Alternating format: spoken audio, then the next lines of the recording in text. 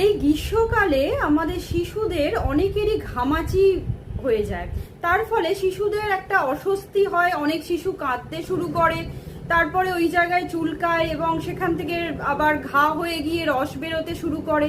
আসুন জেনে নিই কয়েকটি ঘরোয়া উপায়ে কিভাবে ঘামাচি থেকে আপনাদের শিশুকে রক্ষা করবেন।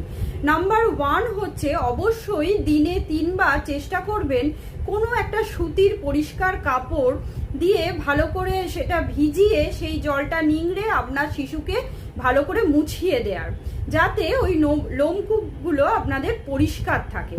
নাম্বার 2 হচ্ছে অবশ্যই চেষ্টা করবেন শিশুকে অ্যালোভেরা জেল যদি বাড়িতে থাকে বা গাছ থাকে সেই অ্যালোভেরা জেলটা লাগিয়ে কিছুক্ষণ রেখে তারপরে ধুয়ে ফেলার।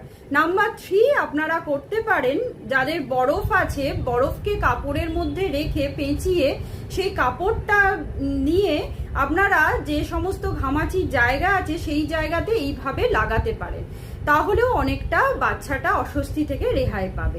নাম্বার 4 হচ্ছে আপনারা বেকিং সোডা জলে গুলে সেই জলটা দিয়ে আপনাদের বাচ্চাদের স্নান করাতে পারেন।